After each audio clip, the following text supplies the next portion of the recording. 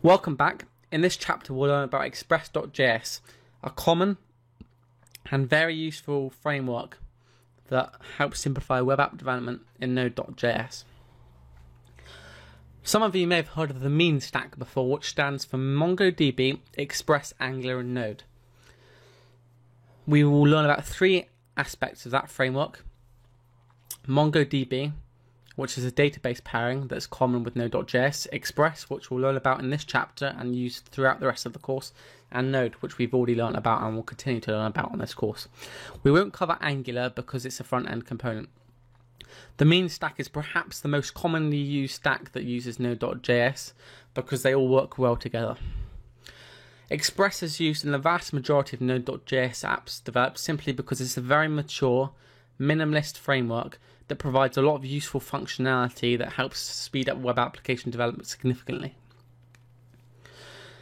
We'll learn about Express in this module, and I'll introduce you to the key concepts that make Express so useful, and at the end of the course we'll end with a mini project which will be similar to chapter 2, where we serve a static web page except using Express this time.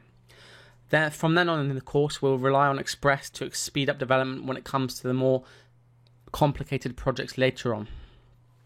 In the next video we'll learn about the basics of Express and why it's so useful. Welcome back. In this video we're going to create a basic Hello World app with Express and also use another module called Helmet. Now I'm going to go into coding pretty much straight away, but you first need to initialize an npm package if you're following on at home by using npm init, as I showed you in chapter 1. And you're also going to want to install the modules Express and Helmet, spelled exactly how you'd expect. And then we'll begin coding. So the first thing we're going to want to do is to import both modules that I just said. So we're going to do console express equals to require express, and then the same for Helmet, like so. Okay, so now we're going to create an app. So the first thing we do is create a constant called app and set it to a new instance of Express like that. Then we're going to want to use Helmet, and we do this by saying app.use Helmet. Now, you might be wondering, what is Helmet? Helmet is a module that provides a set of useful security features by default that will help protect your app against hacking. So I won't go into exact details about what it provides, but it provides some very useful features, and if you're interested in the details then you can look up the Helmet module on npm and it will give you a list of the features it provides. But from now on we should always use Helmet as security best practices.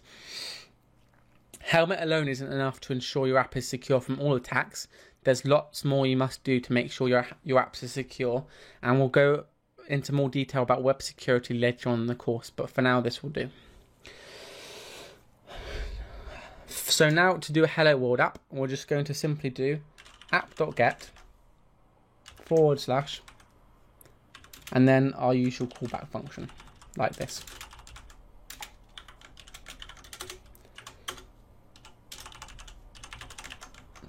And then type res.send hello world.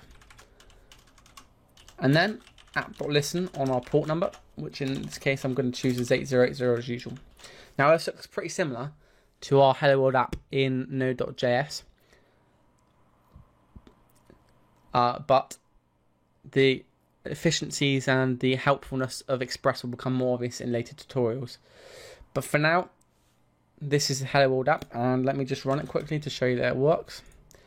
I'm just going to cd into the directory quickly, cd there, and then node server.js, and then if we open up localhost,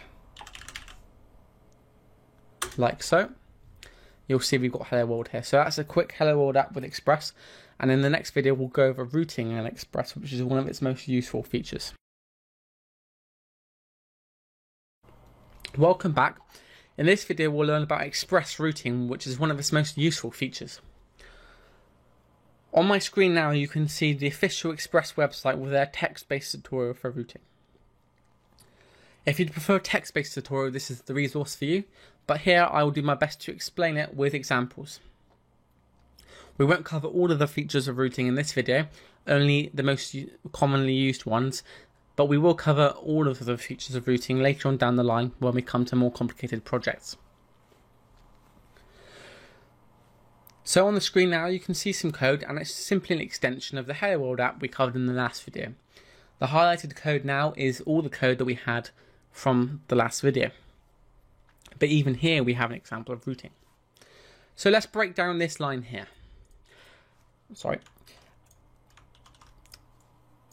App.get is basically saying we're looking for a request that uses the get HTTP method. And then the second parameter, the first parameter to the function is the path we're listening on. So this function here will only respond to requests on the get path, using the get method on the / path. So only a limited range of requests. Down here, we can see app.any, and any sound is exactly what it sounds like. It will respond to any HTTP request using any HTTP method, but still only on the / path. If we were to change this to post, then it would respond to only post requests on the / path. And then down here, we have app.any birds, and it will only respond to requests on the birds path, but with any HTTP method. But again, we could change it to example for put, and then it would only respond to put requests on the birds path. As you can see, compared to regular Node.js, this is much more compact and easy to use, because in Node.js we'd have to do a complicated switch or if-else statement on all of the possible paths we want to cover, and also on the different methods. This is an easy way to specify different response behavior for requests on different paths. Another useful feature of Express is Express routers, and you can see example down here. First, we create a router by saying router is equal to express.router, and then we can say router.get / new post, and this router, just like the regular app, would respond to get requests on the / new post path. So in that regards, it's exactly the same as the app. However, then we say app.use / form router. So the router is basically like a sub app. You could call it a mini app almost, that only responds to paths that begin with /forum. So for this router method here, it will actually only respond to requests on the /form / new post path with the get request.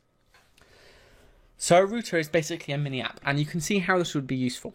When we get to more complicated apps, we're going to want to split up our app into multiple files so it doesn't get confusing to look at with thousands and thousands of lines. So you can imagine if you had, say, a website with some informational pages, but then also a form, you might put all of the informational pages on the app and then register a router on the / forum path, and then put the router in a new file.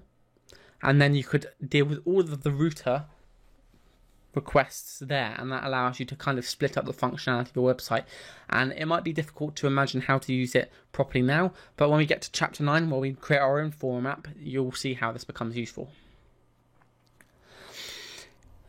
I hope you understood that all well. If not, then don't worry, you can always rewatch the video, and we'll test your knowledge of this functionality in the mini project at the end, and if you get stuck, then there'll always be the walkthrough.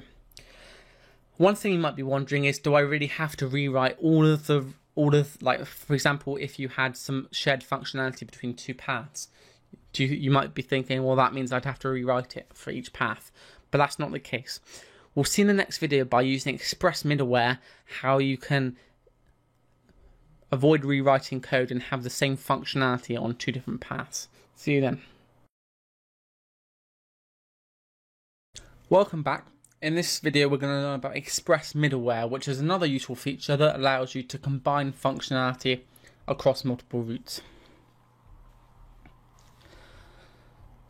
On screen now, just like in the last video, I have the URL of the official Express tutorial on middleware, and if you'd prefer a text-based guide, this is for you. Otherwise, I'll explain the basics of middleware here. Middleware is basically a function that takes place in the middle of the request-response cycle and allows you to split up the process of handling a request into multiple parts, some of which might be shared across routes. So a good example of a real-world use of middleware would be, for example, if you have several pages, like a create new post page and a profile page on the forum, that all require logging in. You could have authentication as a middleware function that happens across all of those routes to ensure that authentication happens before it even gets to the stage where it's able to start modifying their profile or create a new post, for example. And that will avoid you duplicating code across multiple routes because the same function will be executed against both. So a simple example of middleware would be to create middleware that happens across the entire app. So what we'll do is we'll say app.use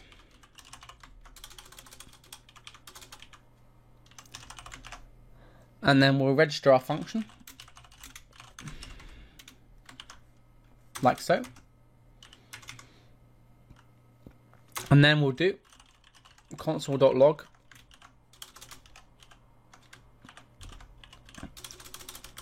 sorry about this, time, and then date.now. And this will log out the time that the request is received to the console anytime any request is received. So by doing this,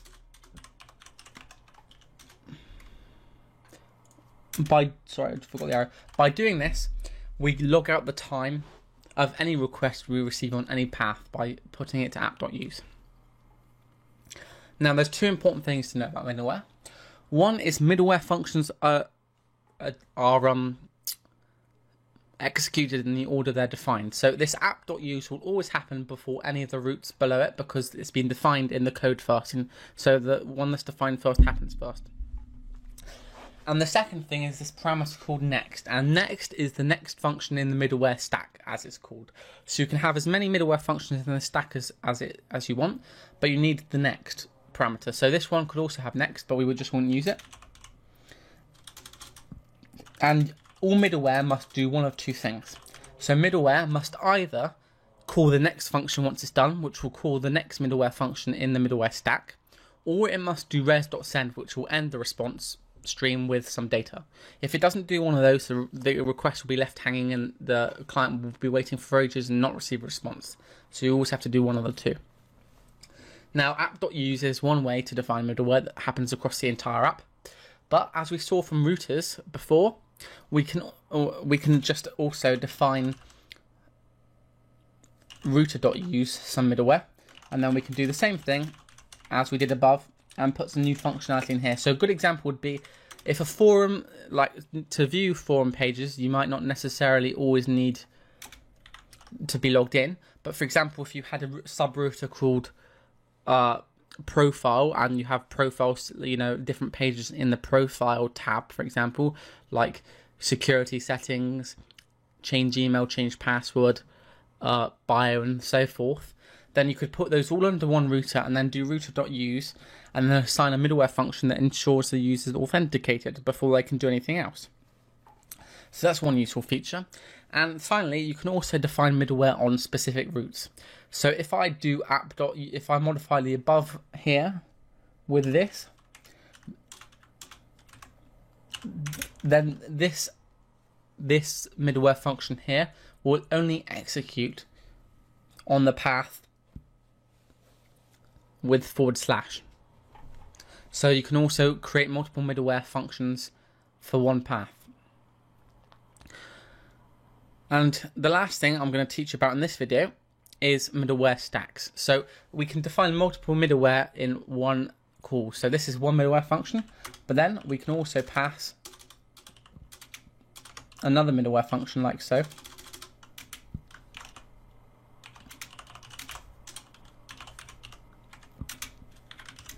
And then this one, maybe we put down